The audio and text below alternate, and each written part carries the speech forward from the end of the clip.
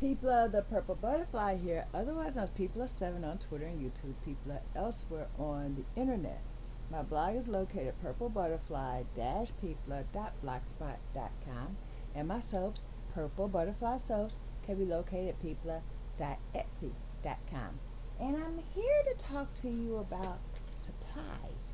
Someone posted a question: what would be the one thing you would tell a new soaper is essential to have? And I thought about that. The first thing that popped in my brain, because it happened to me: goggles stay on at all times. Do not take those goggles off for anything.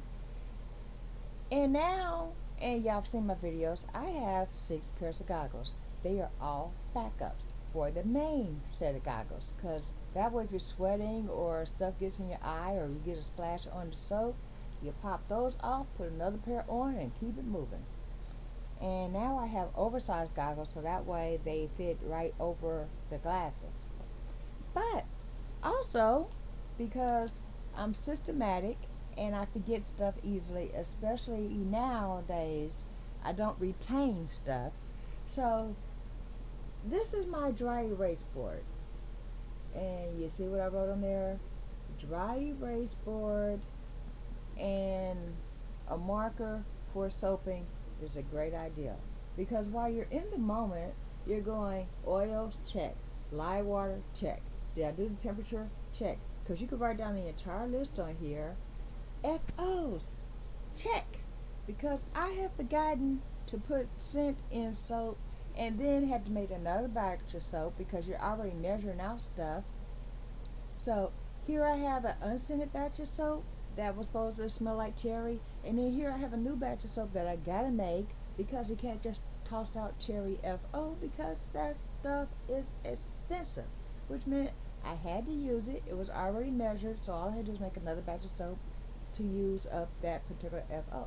But if I had one of these when I first started soaping, yeah, see, ta-da.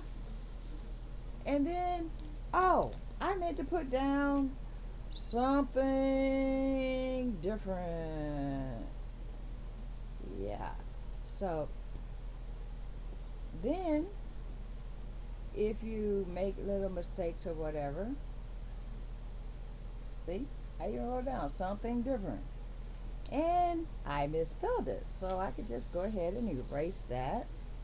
And then mine comes with a little clip right there. This is 12 inches by 8.5 by 11. I mean, literally, it's completely portable. It has a magnet on the back of it. This hangs over my door. Usually says remembered keys, turned off coffee maker, blah blah blah. So that way when I leave the house, I don't have to worry that I burned down the house. Because I mean, I've actually left the stove on, heating up some dishwater, went to run an errand, got tangled up, and oh yeah, I meant to do so and so and so, so forth. And then by the time I remember, oh yeah, I had some water on the stove. I came home one day, there was this much water left in a 12-quart Dutch oven. Thank you, Jesus, I didn't burn the house down.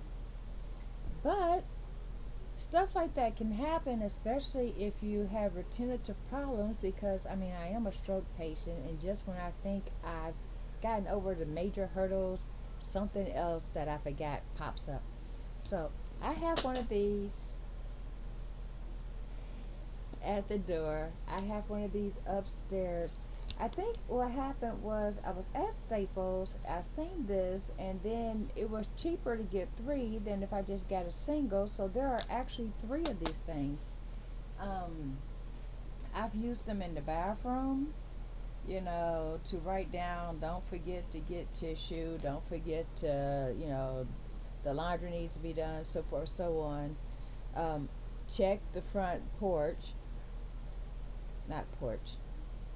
door for more information, so forth and so on, because if I'm thinking about something, I'll go ahead and scribble a note, and then by the time I get to the door, there's more details there at the door. I've done that a couple of times. I have, since there's three of them, and there at the time was three people here. I've written notes just for Topi, notes just for Mom, notes just for me, and the one for me is usually stuff to do with the soaping. I think I'm gonna give her hers as a present or something, so that way she could take it with her. But if you ask what is a really good tool for soaping, yeah, that, and keep your goggles on at all times. Even if you take off your gloves, even if you're past a certain stage where you could take off the mask safely, never, ever, ever take off those goggles. Look at my very first cold processing soaping video. It was good soap. It came out great. I still duplicate that recipe. It's one of my best sellers.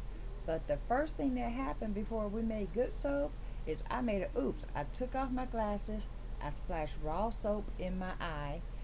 Had to put vinegar in my eye. And guess what? That was totally preventable.